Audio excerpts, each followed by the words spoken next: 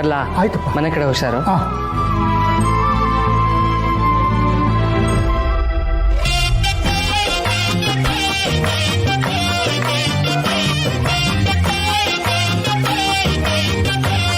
ಲೇ ಸುಂದ್ರ ದರಿದ್ರ, ಮಗನಿಗೆ ಗೊತ್ತಿಲ್ಲದೆ ಅಮ್ಮ, ಅಮ್ಮನಿಗೆ ಗೊತ್ತಿಲ್ಲದೆ ಮಗ ಒಂದೇ ಟೈಮಿಗೆ ಒಂದೇ ಜಾಗಕ್ಕೆ ಹೋಗ್ತಾ ಇದ್ದಾರೆ ಅಂದ್ರೆ ಇದ್ರ ಹಿಂದೆ ಯಾವುದೋ ಕಾಣದ ಕೈ ಕೆಲಸ ಮಾಡ್ತಿದೆ ಅಂತ.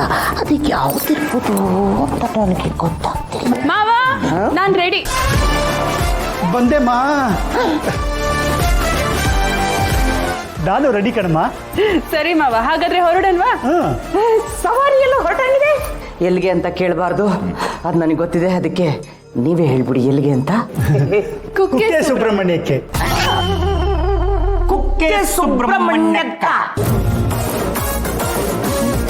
ಮೊದಲು ವಿಶಾಲಾಕ್ಷಿ, ಆಮೇಲೆ ಕಾರ್ತಿಕೇಯ, ಈಗ ನೀವಿಬ್ರು ಸಪ್ರೇಟ್ ಆಗಿ ಹೋಗ್ತಾ ಇದ್ದೀರಾ. ಏನಕ್ಕೆ? ಕುಕ್ಕೆ ಸುಬ್ರಹ್ಮಣ್ಯಕ್ಕೆ ಏನಕ್ಕೆ ಹೋಗ್ತಾರೆ? ದೇವ್ರ ದರ್ಶನ ಮಾಡೋಕ್ಕೆ, ಹರಕೆ ತೀರ್ಸೋಕ್ಕೆ, ದೋಷ ಕಳಿಯೋದಕ್ಕೆ. ಹಾಗೆ ನಿಮಗೆ ಒಳ್ಳೆ ಬುದ್ಧಿ ಬರ್ಲಿ ಅಂತ ದೇವ್ರ ಹತ್ರ ಕೇಳ್ಕೊಳ್ಳೋದಿಕ್ಕೆ. ಹೊರಡಲ್ವಾ ಮಾವ? ಹೂ ಅಮ್ಮವ್ರೆ. ಬನ್ನಿ.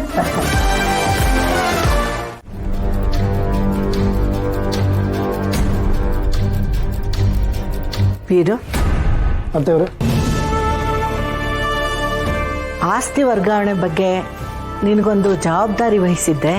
ಶ್ರಾವಣಿ ಜೊತೆ ನೀನು ಮಾತಾಡಿದ್ಯಾ? ಅದು ಅತ್ತೆಯವರೇ, ನಾನು ಕೆಲಸದಲ್ಲಿ ಸ್ವಲ್ಪ ಬ್ಯುಸಿ ಆಗಿಬಿಟ್ಟೆ. ಅದಕ್ಕೆ ಸುರೇಂದ್ರನ್ಗೆ ಆ ಜವಾಬ್ದಾರಿ ವಹಿಸಿದ್ದೆ. ಸುಬ್ಬುಗೆ ಶ್ರಾವಣಿಗೆ ವಿಷಯ ತಿಳಿದಿದೆ. ಸುಬ್ಬು ಇವತ್ತು ರಜಾ ಹಾಕಿದ್ದಾನೆ. ಮೋಸ್ಟ್ಲಿ ಈಗಲೂ ಆಗಲೂ ಬರ್ಬೋದು.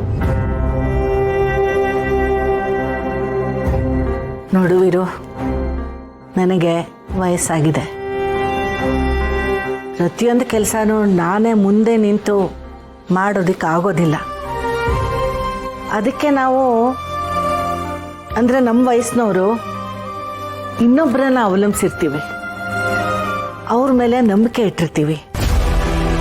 ನಾವು ಹೇಳಿದ ಕೆಲಸಗಳನ್ನು ಚಾಚೋ ತಪ್ಪದೆ ಶ್ರದ್ಧೆಯಿಂದ ಮಾಡ್ತಾರೆ ಅನ್ನೋ ವಿಶ್ವಾಸ ಇಟ್ಟಿರ್ತೀವಿ. ದೊಡ್ಡ ಮನೆಯಲ್ಲಿ ಅಂಥ ವಿಶ್ವಾಸನ ಗಳಿಸಿದ್ದವನು ನೀನು. ಈಗ ಮಿನಿಸ್ಟ್ರೇ ಆಗಿರಬಹುದು, ಆದರೆ ನನ್ನ ಪಾಲ್ಗೆ ನೀನು ಇವತ್ತಿಗೂ ಅದೇ ವೀರುನೇ. ಅದರಲ್ಲಿ ಎರಡು ಮಾತಿಲ್ಲ ಅತ್ತೆಯವರೇ. ನಾನು ದೊಡ್ಡ ಮನೆ ಪಾಲ್ಗೆ ಈಗಲೂ ಅಡಿಯಾಳೆ.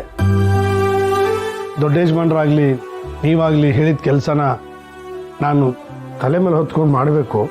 ಈಗಲೂ ಹಾಗೆ ಮಾಡಬೇಕಾಗಿತ್ತು. ನೋಡುವಿರು, ಈ ಆಸ್ತಿ ವರ್ಗಾವಣೆ ಕೆಲಸ ಇದೆಯಲ್ಲ, ಅದು ಶ್ರಾವಣಿ ತಾತಂಗೆ ಅಂದರೆ ನಿಮ್ಮ ದೊಡ್ಡ ಯಜಮಾನರಿಗೆ ಸಂಬಂಧಪಟ್ಟ ಕೆಲಸ. ಈ ಕೆಲಸನ ನೀನು ಮತ್ಯಾರಿಗೋ ವಹಿಸಿದೀಯ ಅಂತಂದರೆ ನನಗೆ ನಂಬಕ್ಕೆ ಆಗಲ್ಲ. ಅದೇನೇ ಇರಲಿ, ತುಂಬ ತಡ ಮಾಡೋದು ಬೇಡ. ಆದಷ್ಟು ಬೇಗ ರಿಜಿಸ್ಟ್ರೇಷನ್ ಕೆಲಸ ಆಗಬೇಕು. ಇನ್ನಾದರೂ ನೀನೇ ಮುಂದೆ ನಿಂತು ಆ ಕೆಲಸ ನಡೆಸ್ಕೊಡ್ತೀಯ ಅಂತ ನಾನು ಅಂದ್ಕೊಂಡಿದ್ದೀನಿ. ಆ ನಂಬಿಕೆನ ನೀನು ಉಳಿಸ್ಕೊತೀಯ ಅಂತನೂ ನನಗೆ ಗೊತ್ತು. ನನ್ನ ಮೊಮ್ಮಗಳು ಶ್ರಾವಣಿ, ನಿನ್ನ ಅಳಿಯ ಸುಬ್ಬು ಇಬ್ಬರು ಒಟ್ಟಿಗೆ ಇಲ್ಲಿಗೆ ಬರಬೇಕು. ಅದಕ್ಕಾಗಿ ನೀನೇನು ಮಾಡ್ತೀಯೋ ಅದು ನಿನಗೆ ಬಿಟ್ಟಿದ್ದ ವಿಷಯ. ಗಂಡ ಹೆಂಡತಿ ಇಬ್ಬರು ಯಾವಾಗ ಬರ್ತಾರೆ ಅನ್ನೋದನ್ನ ನೀನೇ ನನಗೆ ಹೇಳ್ಬಿಡು.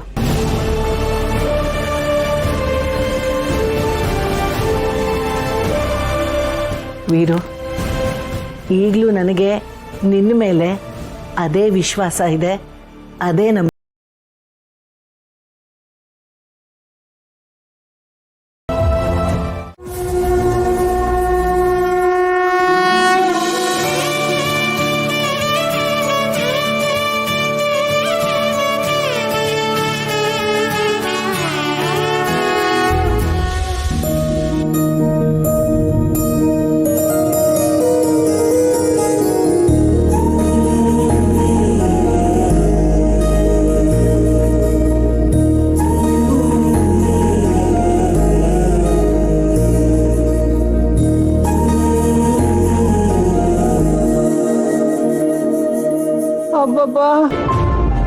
ದೇವ್ರೆ, ಬೆಳಿಗ್ಗೆ ಬೆಳಿಗ್ಗೆ ಎಷ್ಟೊಂದು ಬಿಸ್ಲಪ್ಪ, ಈಗಲೇ ತಲೆ ಸುತ್ತದಂಗೆ ಆಗ್ತಿದೆಯಲ್ಲ.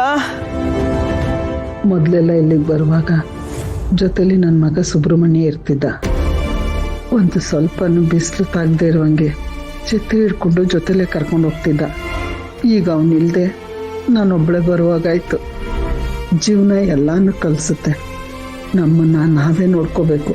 ಪ್ರತಿಯೊಂದಕ್ಕೂ ಮಕ್ಕಳ ಮೇಲೆ ಆಧಾರವಾಗಿರಬಾರ್ದು ಅನ್ನೋದಕ್ಕೆ ಪಾಠ ಕಲಿಸುತ್ತೋ ಏನೋ. ಆದರೂ ಅವನ ಜೊತೆಗೆ ಬಂದಿದ್ರೆ ಎಷ್ಟು ಚೆನ್ನಾಗಿರ್ತಿತ್ತು.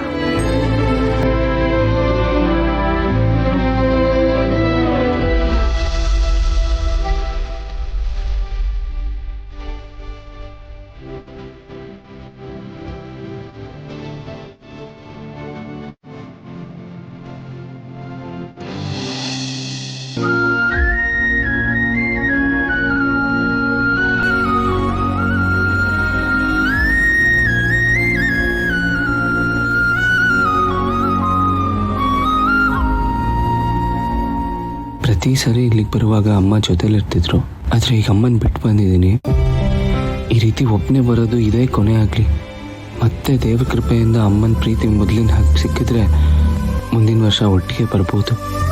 ಆದರೂ ಇಲ್ಲಿಡೋ ಒಂದೊಂದು ಹೆಜ್ಜೆಯಲ್ಲೂ ಅಮ್ಮನ ನೆನಪುಗಳೇ ಕಾಡ್ತಾ ಇದೆ. ಅಮ್ಮ ಈಗಲೂ ನನ್ನ ಜೊತೆಲೇ ಇದ್ದಾರೇನೋ ಅನಿಸುತ್ತೆ.